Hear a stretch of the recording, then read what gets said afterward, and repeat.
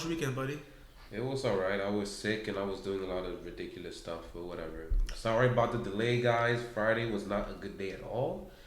But that's why we're bulk recording right now, doing a lot of different things. We're actually doing a different little format. Instead of just going through games and stuff, we're actually going to have topics like a debate show.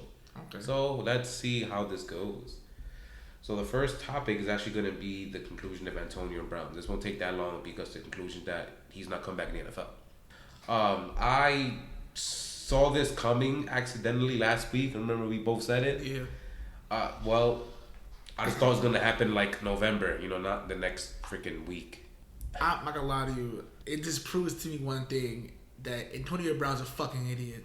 Like, he's an idiot. Like the fact that you cost yourself $40 million in a matter of 3 months. Like, who the fuck does that? Like, you cost yourself so much money because you want to be an asshole and try to bully people, but no one's falling for your bullshit no more. And now look at you. I'm not gonna lie to you. If Drew Rosenhaus, his agent, doesn't cut him, I'm like, what is the point of having him as a client? He's not going to get a job in the NFL ever again. I don't see any desperate team going after him anyway. What's the point of having him as a client? Fuck it. The XFL made a statement talking about, now we're not interested in Antonio Brown. If the XFL doesn't want you... Vince McMahon said no. Oh my God. Well, look, it is what it is. It was fun for the week while it lasted. I mean, in a way, it's like, if you watch the press conference with Bill Belichick, you can tell how pissed he was. He's like, yo, stop talking about this dude, yo. Like, I'm tired of talking about this dude. You ain't see what he had to stare down with that reporter. Oh, yeah, that was funny. Which she had it coming. A lot of people saying that, Belichick is a jerk for doing that. First of all, you're asking this guy questions that you already know the answer to already. So I know you're doing your job, but don't ask me questions that you know the answer to already. He's not on the team anymore. Why you keep asking me about this dude? Like, he's not here anymore. Worry about the Jets. So why are you talking to me about it for? Literally what he said. Well, that's it. Yeah, it is. It just it's over. Wasted talent. Wasted, like I said. At the end of the day, most of the athletes nowadays are idiots. They're just dumb. They're selfish, and they don't understand that your actions not only affect you, but they affect the people around you. Now, who knows? Like, he's an idiot. He's a fucking idiot. Yeah, we're done with this. I'm done with him. Like, the moment when he got his second now. allegation, I said, you know what? I'm done with him. Like, I'm done with him. Yeah, we're done. Now, two more important things. Last week was actually a very interesting slate of games on Sunday, but we're going to start with Thursday really fast. And, the coming of Gardner Minshew. Yeah, man. The blessing in disguise. You went from Blake Bortles to Gardner Minshew. To a 1980s looking porn star. I think it's weird how people in 2019 still have them thick ass mustaches. Like, come on, man. Like, I know, right? It's fucking weird. Like, Baker Mayfield has one too. Aaron Rodgers looks like a fucking creep. Like, yeah, we're back in the 60s with the Beatles. Like, they were the one that had the mustaches. That was 60 years ago. Why the hell? No. 1960? Then, man, it's 2019. It's almost 60 years ago. Yeah. You're right, yeah. The Titans' offensive line, oh my God. They were horrible. And then my thing is that I can't really give Marcus Mariota a pass here because, like, a lot of times you was just holding the ball and just getting demolished. Like, come on, man. I don't know, man. My AFC South pick is looking very, very bleak now because the Titans in week 1 was obviously a fluke win against the Browns, who they suck too. But I'm going to go as far as say a fluke because the Browns do suck. But, I mean, to beat maybe them a little inflated. Yeah, maybe a little inflated, yeah. But the Titans, the last 2 games, you guys, they're not looking too good. And it's making my pick for the AFC South look really bad. Titans, get it together. But Marcus Mariota sucks. I said that since he got drafted. Back in 2015, I knew he was going to be a bum. And he has not really changed since then. To be honest, just plain and simple. In the beginning, in the offseason, they said that, they brought Tannehill in for a competition. And I'm like, this is fucking ridiculous. For someone who sucks just as much. Sucks as bad. But people are saying, no, maybe they may put Tannehill in the games. I'm like, I just want to lose every single game. But this is... get the same production. Yeah, it's just still bad. But I feel bad for Derrick Henry, who have to carry the team on his shoulders. This team still suck, but shout out to the Jaguars. Duval County out the window, but I feel bad for the defense. Screw man, that defense is good. It's good, and it's like they're fucking having to deal with this crap. I like Gardner Minshew, yo. Gardner Minshew is definitely. We'll see. We'll see right now, but he looks. I'm not buying into this crap. We'll see. Like I'll just and the Jaguars defense. Calais Campbell was running havoc, like 9 sacks for the entire Jaguar defense. Yeah, Calais is OD. Yeah. Calais Campbell is a beast. Even Josh Allen got some action too, but damn. I'm surprised that Ramsey played this game. I thought they probably sit him down, but he don't play. But they said that he's sick for the next game. He's not gonna play if he's sick, but which is a bunch of bullshit because he's like trying to trade him. So we'll see about that. But let's move on now. The Bills go to 3-0 as they beat the Cincinnati Bengals 21-17. Yeah, we'll make this really quick because there's not much to talk about. Bengals offensive line is the worst thing almost in the entire league. They have no one to pass catch out of one person because J.J. Green's gone. And their defensive secondary just got obliterated by what was that? You seen that freaking choke slam, stiff arm thing that was going on? I don't know. I don't know. They're back came back down to earth after that decent showing they had in week 1.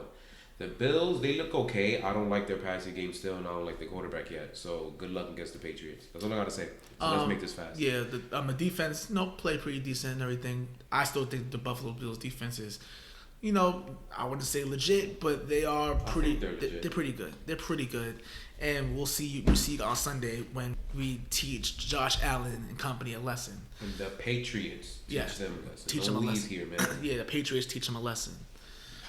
Yeah, next one, move on. The Lions defeated the Eagles 27-24.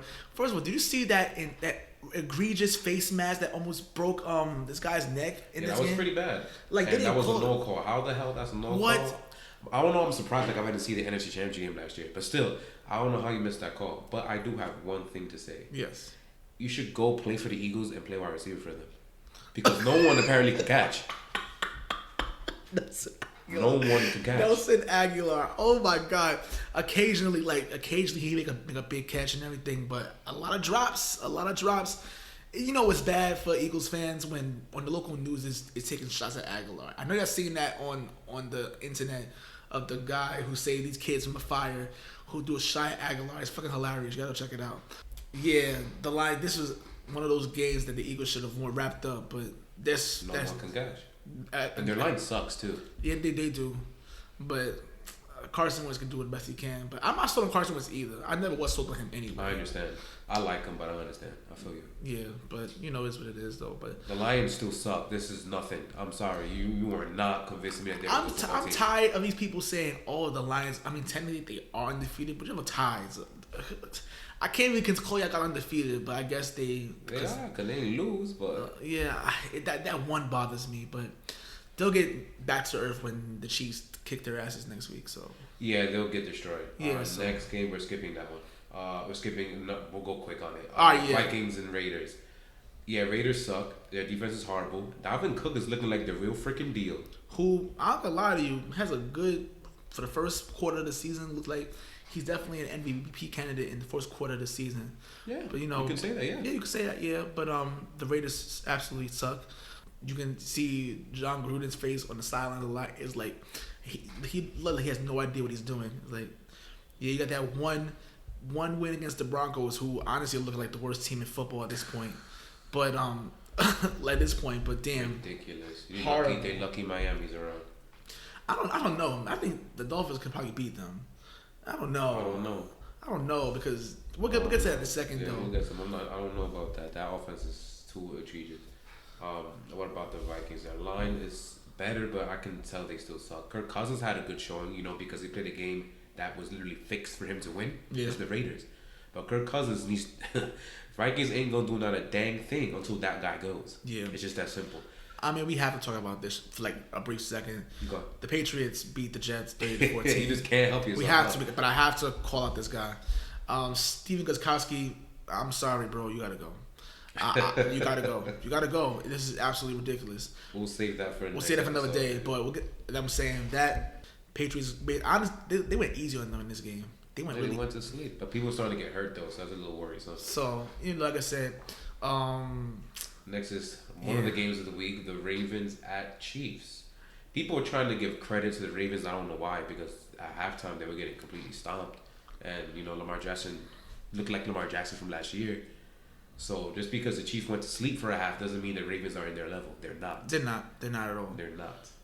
Patrick Mahomes is a bad boy. Yeah, he's just too damn good. He's too good. Like, I can't even.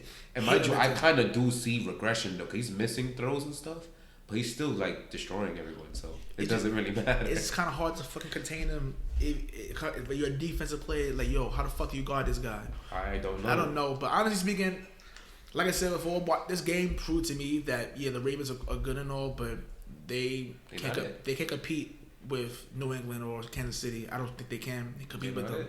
And we're probably going to see a Kansas City Patriots rematch in the conference championship game. Yes. Anyway, but the Ravens proved exactly what people thought they were. They could be a dangerous team if they want to. They could be a dangerous team, but they can't.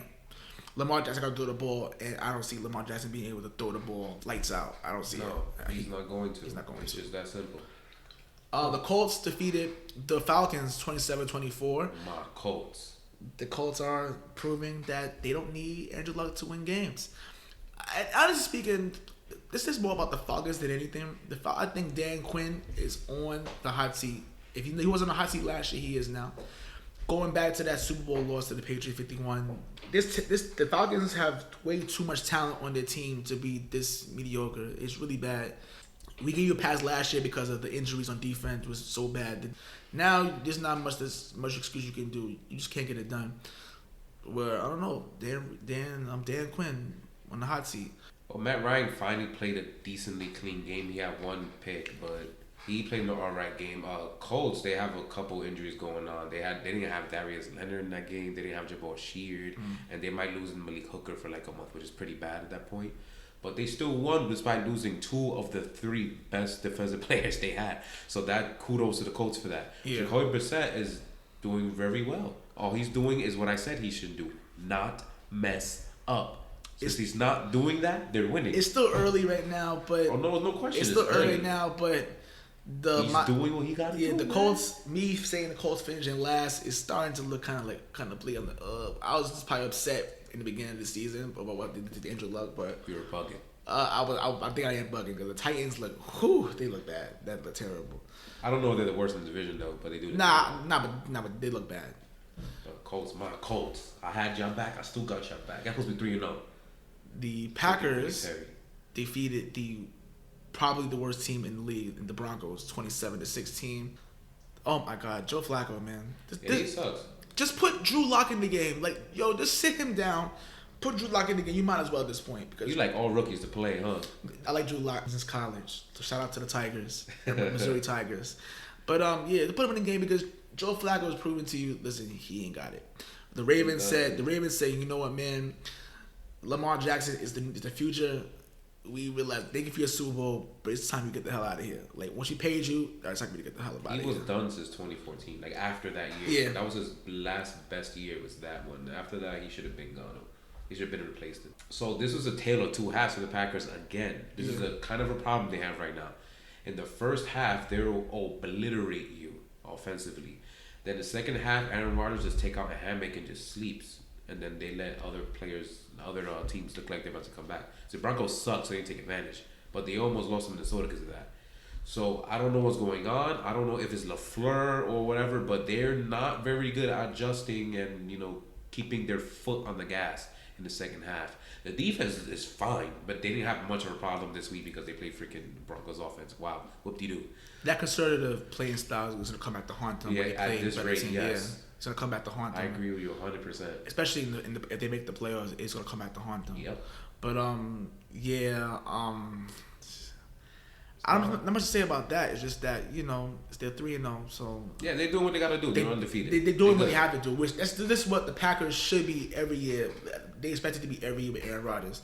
So, and then, like I said, you put the foot off the glass against the Broncos, who honestly might be the worst team in the NFL. We'll just keep it at that. But, it's a good start for the Packers. We'll see how it moves on after that. All right, next game will take about 15 seconds. Dolphins at Cowboys. The Cowboys fell asleep. We're playing games. They were talking about freaking hot wings in the huddle. Yeah, they didn't take this very seriously. But Miami I think the reason Miami tried to play a little tough, at least in the first half, is because I know they're under investigation by NFL for purposeful tanking. Yeah. So they tried a little bit, and Josh Rosen wasn't actually completely terrible. They actually moved the ball downfield. No, I'm saying like I agree that I would say that too. Like besides the outcome of the score, he did look good, pretty decent in that game. Just might as well let him play the rest of the year because Fitzpatrick is trash. Yes, just obvious. Just let Rosen just get the exposure, especially since at least forget it. Like just let it flow naturally. Whatever happens. But 16 points in 3 games is really bad. I mean, but I don't believe in tanking, but I think they're actually losing on purpose. 100% losing on purpose, and the NFL needs to do something about this. That's exactly why they played a little bit for. All right, we're gonna skip this game and leave it for before the night game because this is the biggest game. We're gonna skip that and go to Panthers real fast, get that out of the way. Cardinals, what the hell? You got destroyed by a no-name backup quarterback. McCaffrey didn't destroy you completely. He got the one big thing, but he wasn't crazy. That quarterback dotted them the F up. Like, what was that? First of all, Cliff Kingsbury, to me, and I think someone on ESPN said this, and I was completely 100% true about it. He's a gimmick hire. Like, you only hiring him because he's the next hot thing. Hire young stud coaches. Everybody's saying he was a failure in Texas Tech. He was a failure. So the fact that he got a job in the NFL having no proven track record of being successful, this is going to be a train wreck. This is a train wreck for them. And the Cardinals front office don't have no idea what they're doing. And it sucks because Kyler Murray, which actually looks pretty damn good. Pretty good, but it sucks for him. It's like you're part of this shit organization. So, yeah. And honestly speaking, I maybe seen maybe the beginning of the end of Cam Newton in Carolina probably. Because no. I think what they're going to do is they're going to shut him down. Since this backup looks capable, I think they're going to shut him down. Let's say if this backup makes the playoffs and win a playoff game or two, then I think we have a discussion. But until then, no. I think they're just going to use this kid as a scapegoat to let Cam Newton completely heal. Because honestly, still, a healthy Cam Newton is still a pretty decent player. I'm not a fan of Cam Newton, though. Yeah. But I know at least as much that when his shoulder actually works, he's a good player. Ron Rivera, who a lot of people say was on the hot seat in the beginning of the year, I think he'll be okay because of the injury. But let's say that if this guy takes the Panthers to the playoffs, then it's like, okay, you're safe for this year, at least for this year, and maybe year after. But you have to worry about Cam a little bit because even when healthy, he's an MVP caliber player. But sometimes when he wants to be, but that defense holds them in games. They do hold them in games. Like I'll give them that. That defense does do their job. And that's Ron Rivera. Yeah, but that's why he's not hot seat. No, a lot of people say he was because they're saying like, all right. I know because they didn't do anything. They didn't do anything, but now I think they get a pass with him getting hurt. But it's a quarterback lead, so Panthers win that game 30-20. Steelers at 49ers. 49ers tried really hard to lose this game, but 5 turnovers, 5 fumbles, and they won. First of all, you have the coaching cost in this game. The offense was absolutely terrible. Like, first of all, why is Dante Moncrief still on the team? You know what I'm saying? James Conner, oh man, they was like saying, when Le'Veon Bell was out last year, they said, James Conner can do it, we can do it. Does he suck? He has not had a good year at all. He's really bad. Juju, with a couple of big plays and everything, he's been disappointing too. But how the hell does the defense force 5 turnovers and you only turn that to 6 points?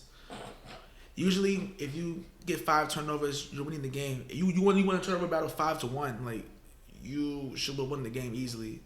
The 49ers were trying their best to lose this game too. Like, they were really trying their best to lose this game. The Steelers just couldn't. And they failed. I don't know. This is crazy. Tomlin, whatever you gotta do, you need to do something. I said 2 years ago he needed to go. Like, I know the because Steelers now, do that. Because now, like I said, I think he's okay with management, but the fans starting to get tired of you. I know a lot of Steelers fans are saying, you know what, he should have been gone years ago. He should have been gone since they got their ass whooped against Jacksonville in the playoffs. Yeah. That's when he should have got fired. But whatever. About that game, that type of performance the 49ers gave out is the reason why I'm not sold on them yet. I agree. To be that bad on offense, but then to have a trash Steelers team to fix yourself against, that won't fly against real teams. Do that against the Rams and see what happens. Yeah. Do that against Seattle and see what happens. Man, Seattle like trash on Sunday too. But you're not fumbling 5 times against them and you're winning that game. No. That is the reason why I'm not completely sold. But they're 3-0, so they got it. All right, cool. I don't think. And Jimmy G was actually fine. It wasn't really on him. He was good. He got the one pick that I believe was not his fault. I think it was the drop to an interception. Jimmy G was fine. But everybody else was like, hello. Yeah. The Saints going to CenturyLink Field in Seattle to beat the Seahawks. I don't know what happened in Seattle. I'm not scared for them yet, but I don't know what the hell that was. At home, too. You lost to the entire 3 phases of the Saints. The special teams, defense, and offense. Mind you, the offense was kind of trash. Except for Alvin Kamara. He carried the entire load like usual. But you allowed a kick return, and I don't know what the hell type of performance that was. That 27 is the biggest, fakest 27 I've ever seen. Because y'all were getting your asses whipped throughout the entire game. And like the Saints just say, you know what, man, we got this in the bag. Whatever, do what you gotta do. So Drew Brees should be very happy. And honestly speaking, like Seattle hasn't played well all season. Like they've barely got past Cincinnati. You barely got past the Steelers, and then they had this. You know, I don't know. It just looks weird to me. Yeah, they don't look good. Like I always give them the little excuse because every September they look like trash. But you know, still, how much longer am I gonna give that excuse? You only have one more September Sunday, I believe, before it's over, or 2. So I don't know how much longer I'm gonna say that for you.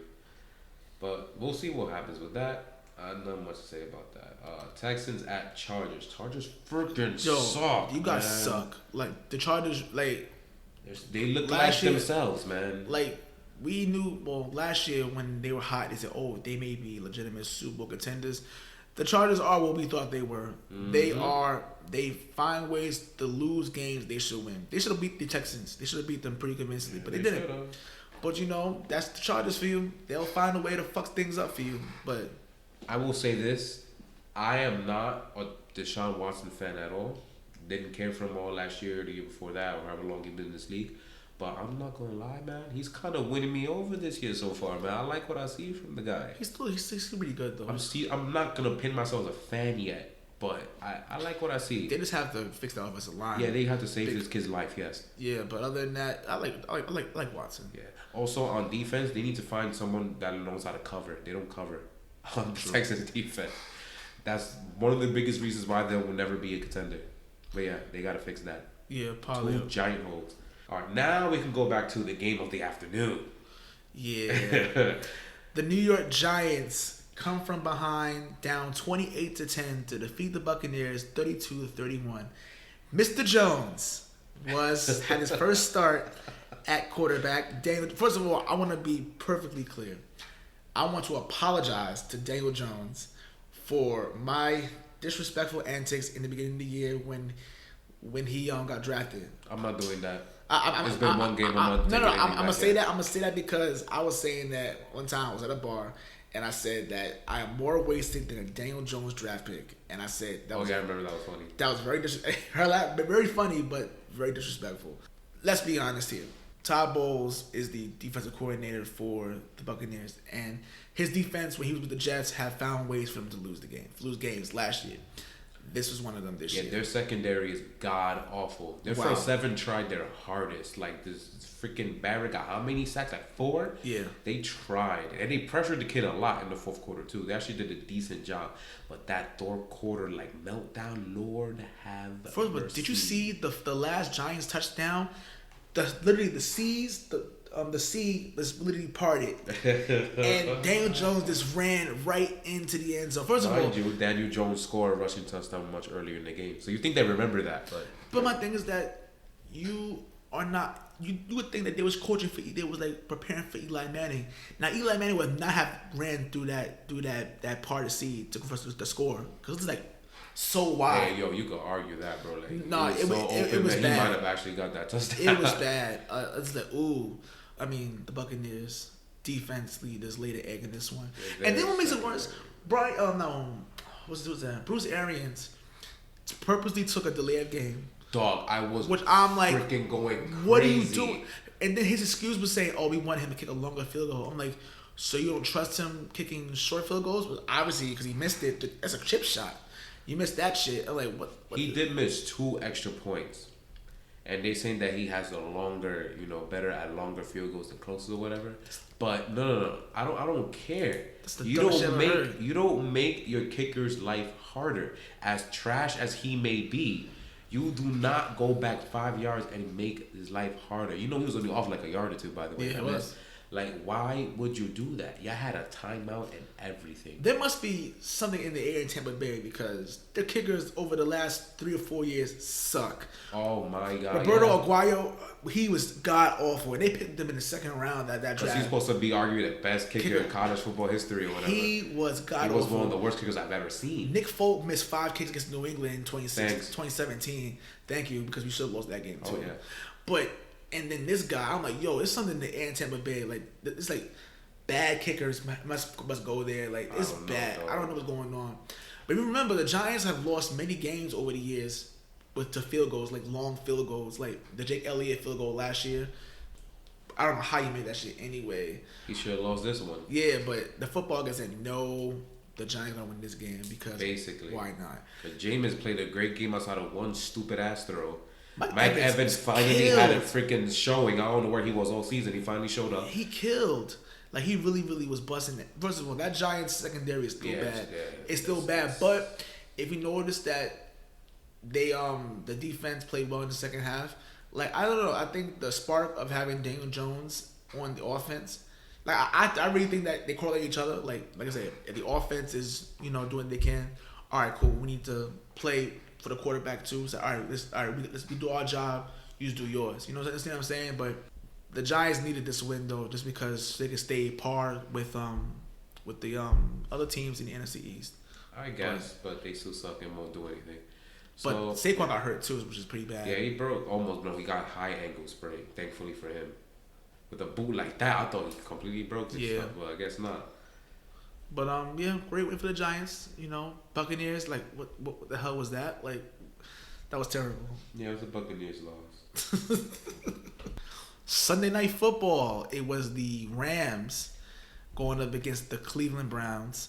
This was the Cleveland Browns' first Sunday Night Football game ever. Actually, their first ever.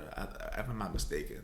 Are you serious? Yeah, I believe this is their first one ever. In the NBC era, I believe this is the first. Oh, I'm about to say they were so trash that they never got a Sunday night. NBC era. Probably when they were ABC, I guess. Yeah, NBC. Yeah, I think because NBC has the rights to all the good games, so it's like I didn't know that. That was a pretty interesting stat. This wasn't a good game to me. It was both offenses looked anemic as crap. Cleveland Browns defense looked okay, but Jared Goff, I don't know what's going on with that dude at all. I don't get it. And then I could say the same thing about Baker Mayfield, like. Overrated as much, or I don't know. Like, they really hyped this team up all year, and it's like they look like the same Browns team I said before. I said 8-8. I said they would be an 8-8 team, and I don't know, just ridiculous right now. But Rex Ryan had a hot take on him saying he was completely overrated, but I didn't hate what he said because he said that on one drive it showed exactly what Rex Ryan was talking about. He's a quarterback who doesn't go through his progressions at all, and then the minute his first read is gone, he just tries to improvise and do some type of stupid stuff. That last drive, that's exactly what he did. He had an open hole in the offensive line to go run or try to step up, make a throw. Instead of him going up the pocket, which was most pocket quarterbacks would have done, he tried to run around the right hash and just heaved it because he was about to get destroyed. He generated the pressure. He had an open space to step up in the pocket, and he didn't do it. Yeah. That's the problem with so many young quarterbacks now, and that's why I can't stand a lot of quarterback players of late, because easy stuff like that, I screamed it when I saw. I'm like, why didn't you step up? So if they don't, that aggravates my soul. A lot of these quarterbacks that come in the league now, they still have that college mentality. All right, I could do it with my legs. I'm like, listen, no, you can't. This is not the college anymore. Like, obviously, who proved that? Johnny Manziel proved that when he was a beast in college and goes to the NFL, and that style of play does not work in the NFL. Lamar Jackson is understanding that too. That style of play does not work in the NFL. He's learning how to throw in the pocket. The defensive players are a lot faster and stronger. This is not college. This is learn how to throw the ball. That's it. Basically. So Browns don't look good, but I called that they were going to go like 1-5 or something, and then start winning the easier games, and fill it up. But they're going exactly what I thought they were going to do. 8-8 to me. But the Rams, Aaron Donald was stellar in this. He was stellar. Like, wow. Like, he was all over the place in this game. I mean, he better have been. This offensive line is god awful. So he better have made a showing today, but he did. That's pretty good, though. Yeah. That's all we have to really say about that. Rams 3-0. I can't wait for them to go against the 49ers to see what type of test the 49ers really going to go through there. Yeah, I'm excited. This next, we don't got to talk about this, do we? The Bears, let's talk about it briefly, I guess. The Redskins suck. The Bears didn't show me anything besides that they just beat a bad team. I still think, like I said, I think the Bears will win the division, but Mitch Trubisky is terrible. Yeah, he played decent, I guess. A bad team, but so he threw like 1,000 times for like 200 something odd yards. Like he got a 5 yards per throw. Like I don't know. Like whatever. Taylor Gabriel by himself beat this team. So yeah, I forgot about Taylor Gabriel. I forgot about him. He was in Atlanta last time I remember him. But yeah. This didn't prove anything for me for the Bears. Like, yeah, this game was completely useless. Yeah. It just shows that the Redskins are horrific. Yeah, the Monday Night, I don't know. I really noticed that Monday Night Football, the last few years, the game's been horrible. Like, this boring and matchup. I think that's going to continue. Like boring matchups is like I think coming up, it's going to be the Steelers and the Dolphins in a couple of weeks from now. Like, wow. Like, those. Terrible. Like, I don't understand. They need to have better games. I think NBC Sunday Night Football's been killing them with, obviously, but games are pretty boring. So. Yeah. So that's your slate of Week 3 game. We'll be right back. Take a quick break. Enjoy my guy Hakai's beats. Goddamn right.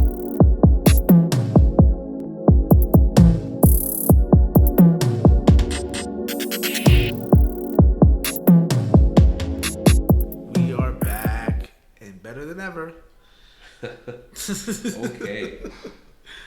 So there's been talk ever since Daniel Jones took over the team about, is Eli Manning a Hall of Fame quarterback? So let me ask Trevor right now, face to face. Yeah.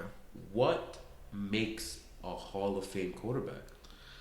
I mean, obviously you go by stats, but then you think about it, depends on the era of where you're going, because there's a lot of people and we're in the Hall of Fame now that if you look at the stats of today, they're like, there's no way they would have made it in. It's like average, but obviously it's different form of play back then.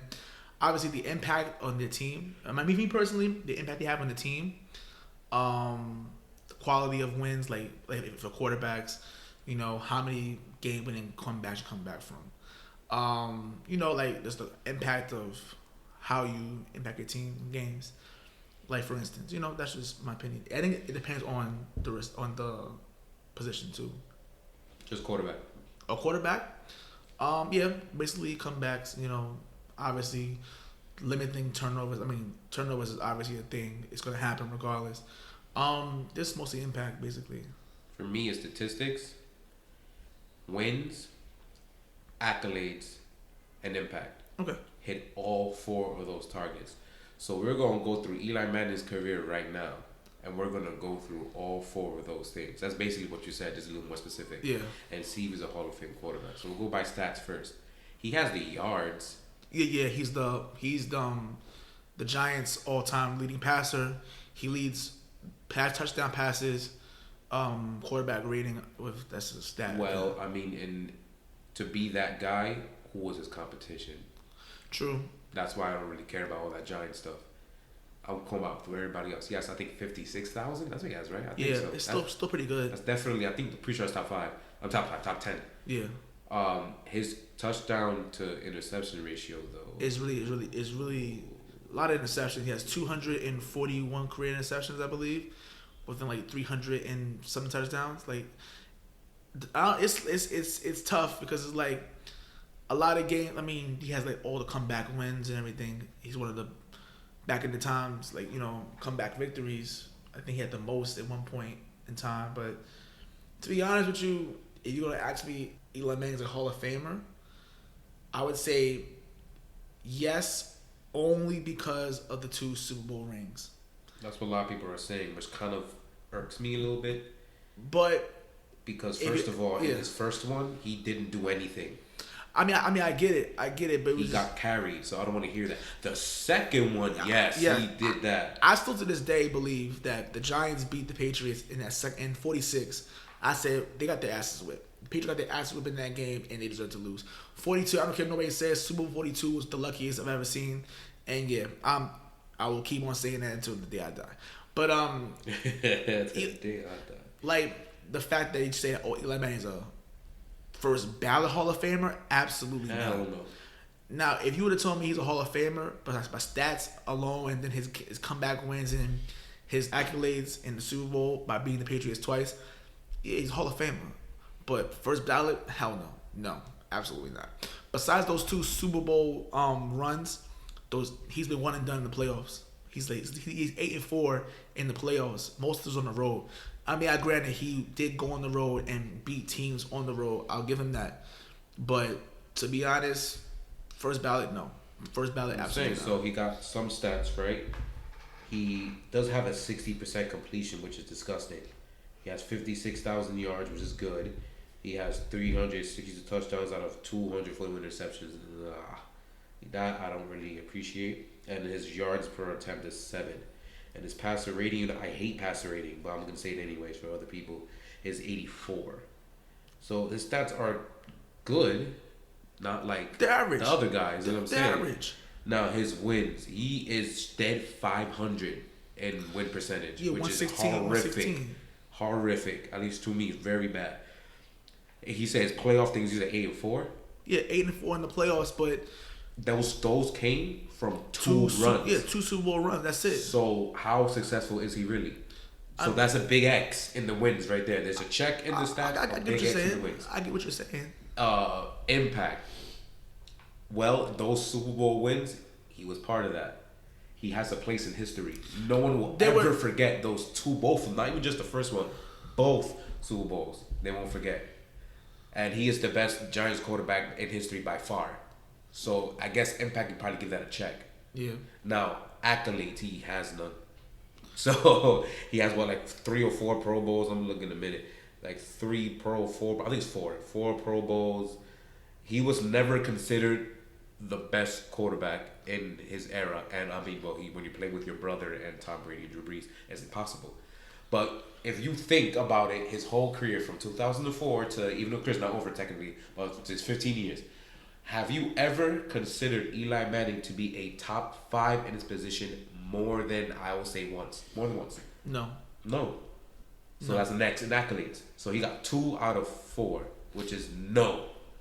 For me, he's not a Hall of Famer. You can put him in if you want. I'm telling you, years ahead, but not. He only gets in because of those 2 Super Bowl rings. And it's not even the 2 Super Bowl rings. That is just who he beat in the situation. Which is sad because it's who he beat, not the fact that he did it. Let's be honest. Is he Hall of Famer? If you go by that stat, yes, he's a Hall of Famer. And people say, "Oh, Jim Plunkett has 2 Super Bowl rings, but he's not in the Hall of Fame." I don't see the difference here. Like, should Jim Plunkett be in the Hall of Fame? I wouldn't know because I didn't see him play. But I see his stats. He had like 25,000 passing yards, 2 touchdowns, but 2 Super Bowl and two Super Bowl rings. But like I said, he was playing in an era where they were running the ball more than passing. There's a lot of people like Steve Largent is in the Hall of Fame, right? Great player for the Seahawks back then. Look what he did in the era he was playing in. Yeah, in a rushing thing. But if you compare his numbers to like Randy Moss, it's like, how the hell is he in the Hall of Fame? It goes by era. So people say, "Oh, but Jim Plunkett's not in the Hall of Fame," but he played. You play with who? What, Marcus Allen? Is that his freaking running back? Yeah, Marcus Allen. Yeah. Do you know who that is? Hall of Famer. Thank you. Hall of Famer. So, I understand the concept there. Howie Long. I think that's who he's playing with, right? Howie Long. Yeah, Tom Flores, that coach. Come on. Yeah, people try to use that as you saying that. Well, if Jim Plunkett's not in the Hall of Fame, then Eli Manning should get in here. To make sure I'm not going crazy, I think that's what his teammates know that way. They were. They were. Right? Yeah, in the 80s. It was like in the 80s. In the 80s, that's what I'm saying. I'm going to check it around just to make sure, but I'm going to look it up. I'll edit this part out. Jim Plunkett was a number 1 pick from the Patriots back in 1971, I believe. Correct me if I'm wrong, but it was... So he's not a bum. He's not a scrub. He just played in an era where they ran the ball a lot. So You know what I'm saying? Yeah, I feel you. Is Jim McMahon in the Hall of Fame? No, Jim McMahon. He sucked though. Jim McMahon's he's a Super Bowl champion though. Thank you for the greatest defense of all time. So exactly. So what carry me. Like, so what are they approving then? Like you'll bring up all these people who's like, listen. Yeah, I'm right. That was his teammates. Yeah, those were his teammates. I knew it. Like, ridiculous. But in the 80s, yeah. And then you have to understand, in Super Bowl 42, Eli Manning did have one of the best defensive players alive. O.C. Amiyora was there. I believe Justin Tucker was on that team too. Justin Tucker on that team. Everybody who was in 46 was there. Just switch JPP with Michael Strahan. Yeah. Yeah. Basically. Yeah, it was crazy. I'm still that loss still bothers me to this day. But it is what it is, man. But I don't know. I keep repeating myself about it, but it just baffled me that there's some New Yorkers that be like, "Oh, he's a Hall of Famer." I'm like, if he's a Hall of Famer for them 2 Super Bowl rings, all right. But first ballot, no, it's not a first ballot Hall of Famer. If you give him that doubt, that okay, he beat the Patriots. He's not even the best quarterback in his draft class. There's 2 guys better than him, and one of them didn't win a Super Bowl. And that's a whole nother story here and there. But most of it is just his management and whatever. But we'll get to that another time. But no. Yeah, we could have a whole quarterback discussion thing. We could do a list, whatever. We could do that someday. That's usually an off-season activity. Yeah. All right, so let's go on to our next topic: injuries. Why is everybody going to the hospital in the NFL? We have Breeze. We have Roethlisberger. We have like the entire receiving core in Philadelphia. We have freaking Isaiah Wynn and the Patriots. We have C.J. Mosley. We have Quentin Williams and the Jets. Oh, no, that's like, yo, what the hell? Keanu Neal tore his freaking Achilles. I feel bad for him, man. I think his career might be over before he even gets started. Very possible. Very possible. Because that was a really bad injury.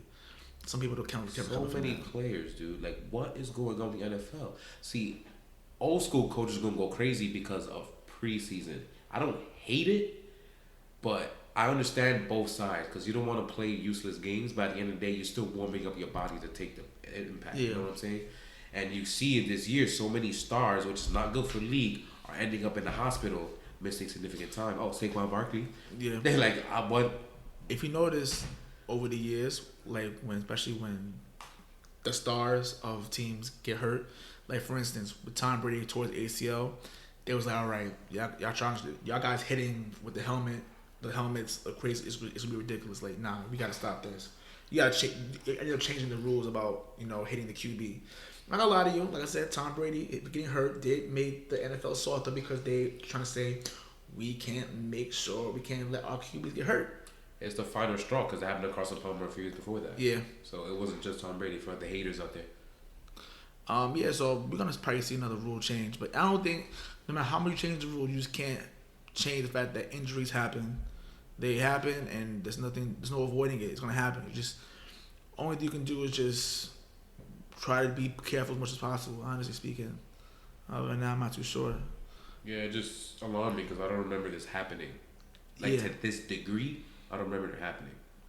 So I just wanted to touch on that a little bit because it's a little concerning.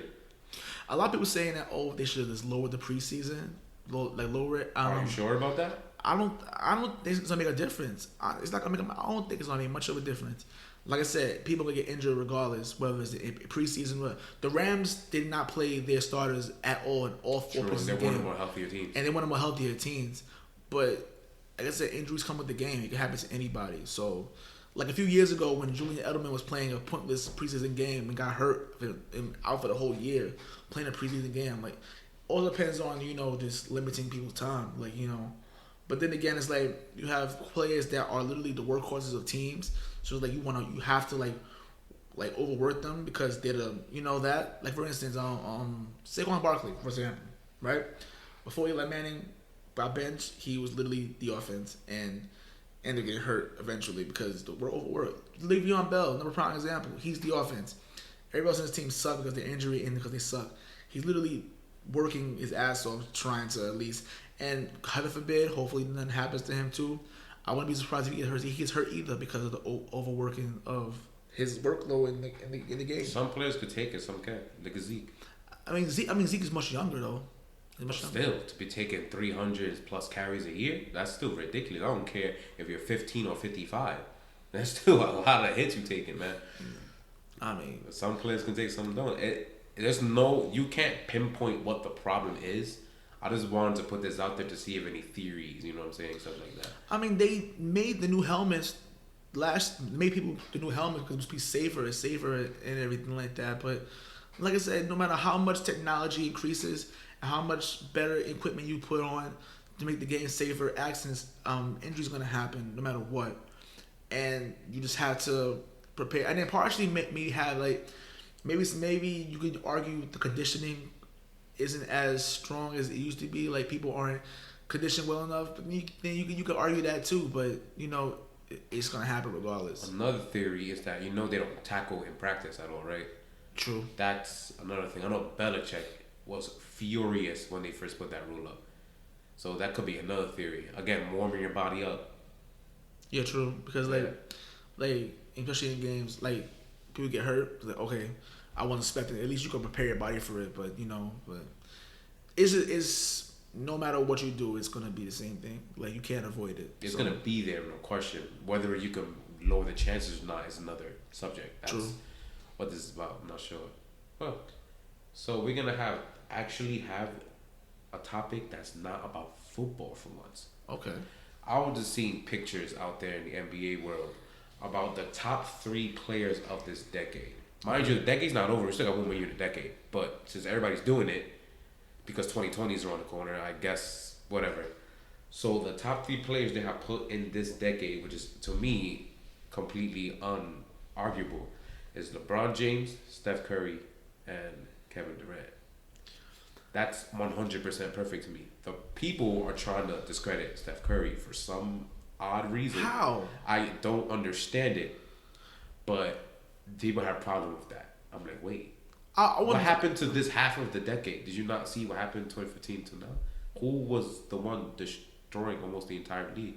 Who was the one that's won the championships? Who was the one that was changing the game? I'm glad you mentioned that because literally the league literally changed. Within the 2015, the league just changed. Now everyone's shooting threes. Even though the Magic in the early 2000s, like the mid 2000s, like the Magic of the Stan Van Gundy teams, they were shooting a lot of threes with Dwight Howard clean up. That was like the beginning of, all right, a lot of threes being shot. It was like he was moving towards the league anyway. Now everyone's shooting threes. Like every position shooting threes, 1 through 5, it's all shooting threes. But I don't know why they would say Steph Curry isn't. I don't understand either. I don't understand it. Your NBA Twitter and NBA people are probably the dumbest fans you will ever see in sports, dude. And I'm telling you, if you never really paid attention to how ridiculous those people are, oh my god. You know what we might do now for every end of the recap of the episode? I might put some NBA stuff. We can talk about that. And you can see the stupidity. Oh my god. That people put anything through. Like there's one topic right here that I don't know if you're gonna agree with this or not. But my cousin had put a statement, I think that was at the beginning of this year, that Steph Curry is just as dominant as Shaq was in his era. And let me explain to you what he means by that, which is not wrong to me. Shaq was physically dominant and literally was putting his nutsack in everybody's faces. True. In the Lakers. No question. He couldn't be stopped. Could not be stopped. It was unstoppable. He literally was. How is that much different to what Steph is doing?